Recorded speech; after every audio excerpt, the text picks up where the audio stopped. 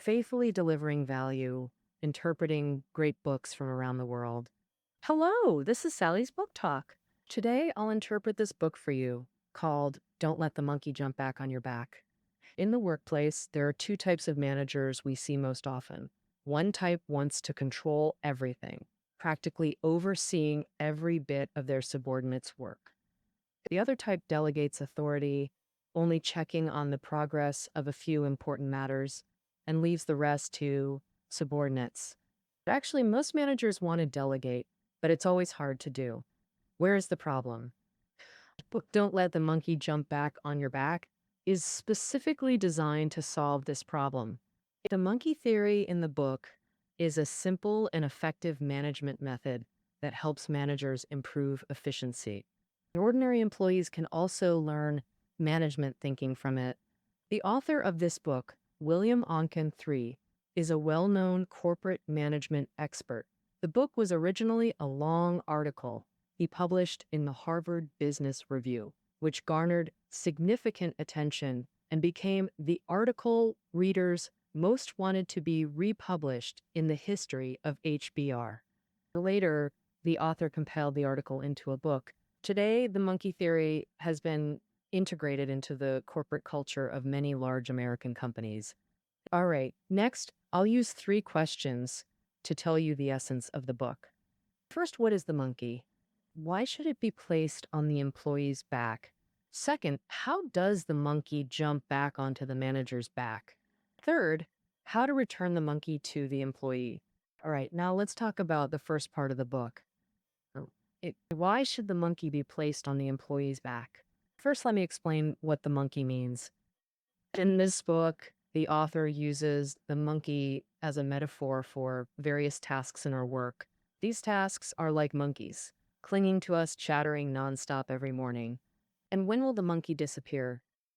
Only after you complete this task will the monkey disappear. What does it mean to place the monkey on the employee's back? It means letting the employee complete the task. Leaders shouldn't personally do what employees should do. Why should we place the monkey on the employee's back? Because the author believes that good managers should make correct decisions, not do more work. Therefore, how to ensure managers have time to think is very important. Here, we'll divide the manager's time into 4 parts to explain. Time occupied by the boss, time occupied by the organization, time occupied by oneself, and time occupied externally. First, let's talk about time occupied by the boss. Unless you're already the top person in the company, you must complete tasks assigned by your boss. Then there's time occupied by the organization, meaning the time needed to seek resources from other departments or respond to their requests within the company. If you don't spend time on organizational matters, while not immediately punished, you'll struggle within the company. The third is time occupied externally, which is spent finding clients, satisfying customers, investors, suppliers, or government agencies. Of course, you could ignore these external disturbances, but the cost would be ruined performance, and you might as well pack up and leave. The last is time occupied by oneself, which you use to complete management tasks. If you have subordinates, a large portion of this time will be occupied by them, so it's also called subordinate occupied time. Note that after deducting subordinate occupied time, what remains is truly the manager's own time. Review these 4 time categories. We'll find that the boss's demands must be met, colleague support is essential, client and government relationships need maintenance, and managers must reserve time for thinking and judgment. So ultimately, the only solution is to minimize subordinate occupied time. The method is to place the task representing monkeys on subordinates. Managers only supervise. Essentially, they should motivate subordinates to follow plans while completing work creatively. All right, that's the first main point of this book. Managers need to make correct decisions, thus must reserve sufficient time for themselves, so they must compress subordinate occupied time and place monkeys on subordinates' back. Next, let's discuss the second part of the book. How do monkeys jump back onto managers? In our work, task representing monkeys are everywhere. In fact, if you observe carefully, you'll find monkeys lurking in company hallways, offices, even phone calls.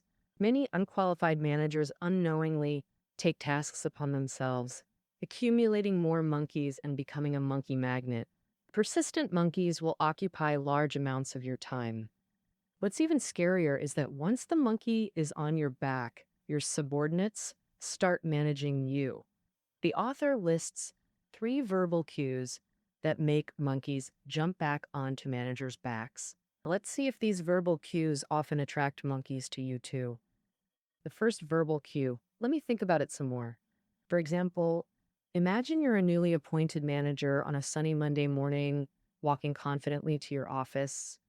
Everyone in the company knows you're young, creative, helpful, and highly capable, and you're ready to leverage your strengths to do some truly valuable work. Just then, your subordinate Xiaowine approaches and says, "Boss, we have a bit of a problem here." Then the two of you walk to his workstation, and Xiaowang explains the problem he encountered in detail. Do you realize you've encountered this problem before and solved it well? It's precisely because you've perfectly solved such tricky problems countless times that you were promoted. As for Xiaowang, he's a newcomer and not yet skilled in the business. At this point, you feel capable of helping this new employee, and having subordinates see you solve tricky problems stylishly is a great way to build personal authority, right? So you sit down and start solving the problem. But unexpectedly, the problem is a bit more difficult than you imagined. You realize this problem is familiar, but you might not be able to provide the correct solution on the spot. And nearly an hour has already passed. So you tell Xiao Wang, this problem can be solved. How about this? I'll think about it some more, then tell you what to do. Xiao Wang is moved by this. Thus, as you turn back to your office with the dignity of a leader, Xiao Wang's monkey squats on your back. It doesn't end there.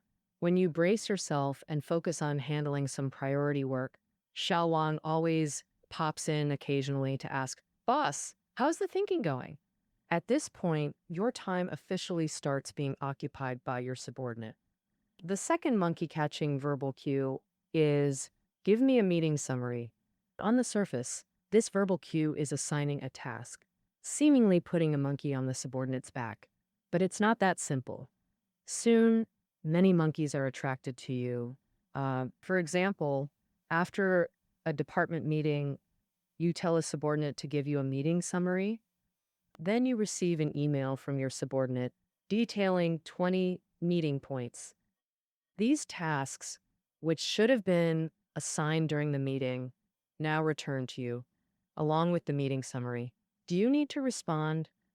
If you don't reply to your subordinate, they might end up supervising you instead. Boss, you haven't read the meeting summary, have you? I have many proposals waiting for your instructions.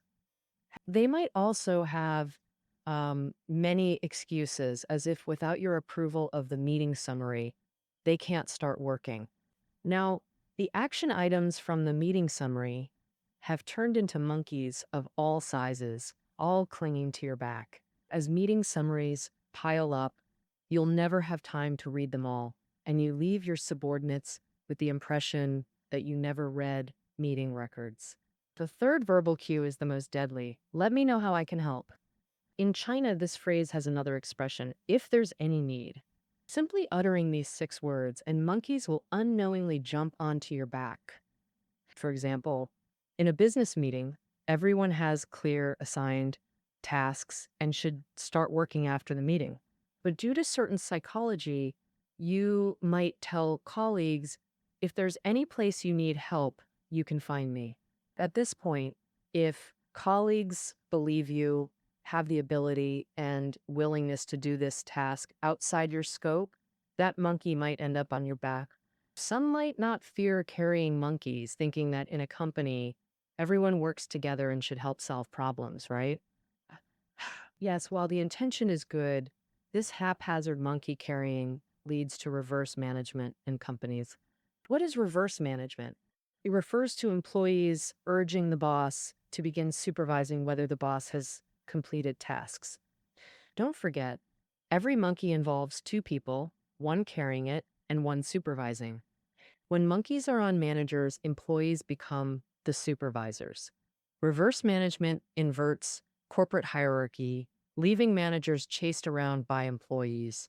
Long term, managers can't process information or make decisions, and the entire company eventually becomes paralyzed. So, as a manager, you can't be a monkey magnet anymore. You must end reverse management immediately. Of course, some people choose to avoid monkeys. Generally, you already have some monkeys on your back that don't belong to you. Some people think that as long as they don't deal with these troublesome monkeys, the monkeys will disappear on their own. In fact, if you don't deal with these monkeys, your subordinates won't get proper instructions and tasks will remain stagnant. The most common way to avoid monkeys is the close the door to visitors tactic. You want to ignore these monkeys and focus on doing truly important things. You might have your secretary block all calls, stop all visits, cancel all matters, only keeping lines open for a few very important big shots. But sooner or later, you'll find this doesn't work because idle employees will be playing games while waiting for your response. Besides subordinates, others like your boss, your support departments, your clients, you can't block them at all. Blindly closing your door will only give you a bad reputation for being incompetent. Um, that's the second key point of the book. If managers can't give proper instructions, they might attract monkeys. And this situation can trap the company in a cycle of reverse management, eventually leading to paralysis. Avoiding it is useless.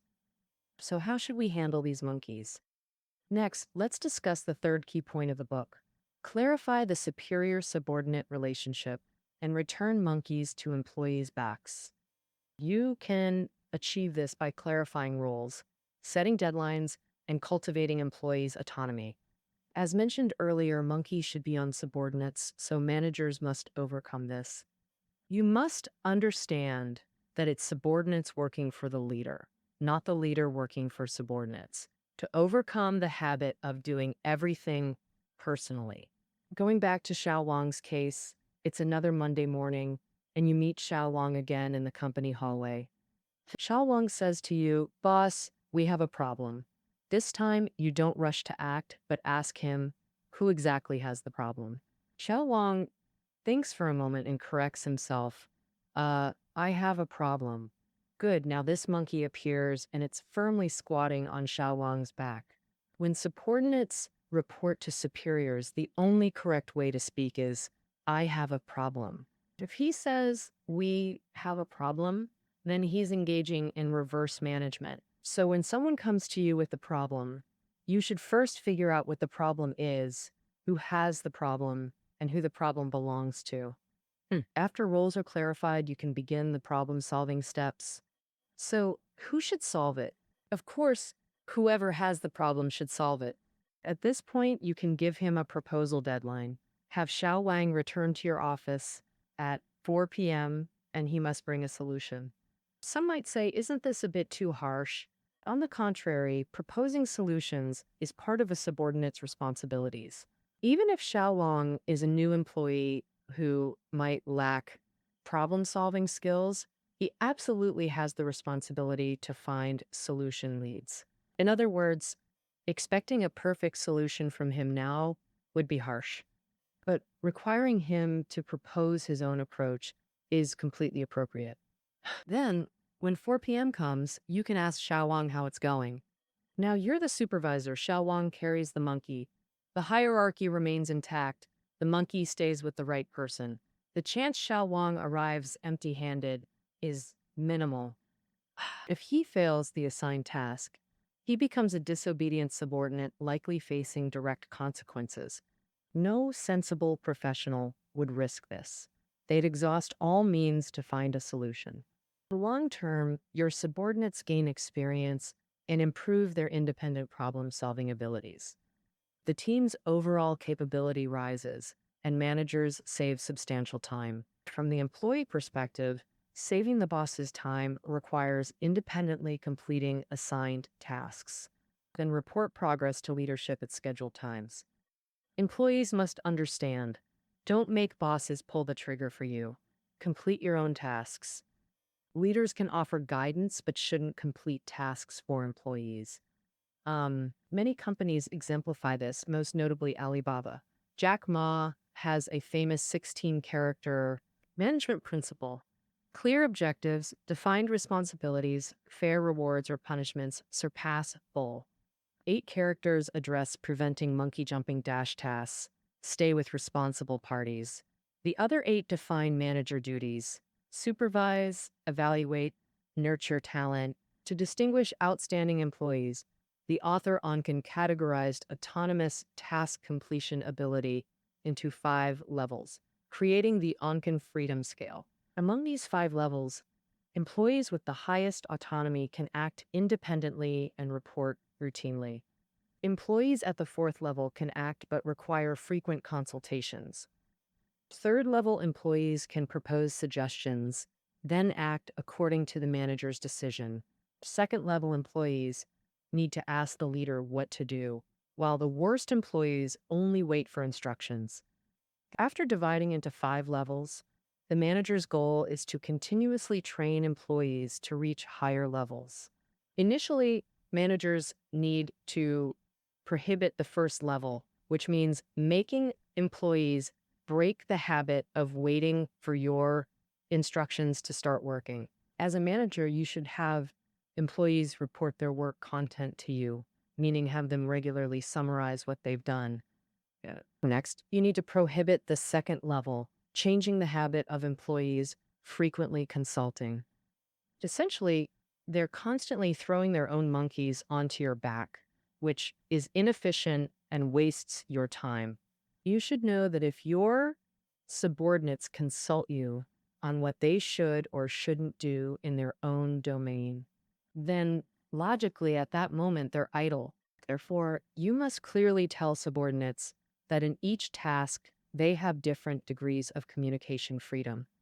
For example, whether to report regularly, report per matter, or report after completion. If they insist on asking you for solution instructions, then tell them to bring their own solution. Just remember to provide necessary resources for your team and assist them through dialogue and interviews, but you must keep your hands off the trigger. Absolutely don't do specific tasks for your employees, because the highest 4th and 5th levels aren't innate. They're earned by employees themselves. Here, the author believes that face-to-face conversation is a very effective way to assist employees.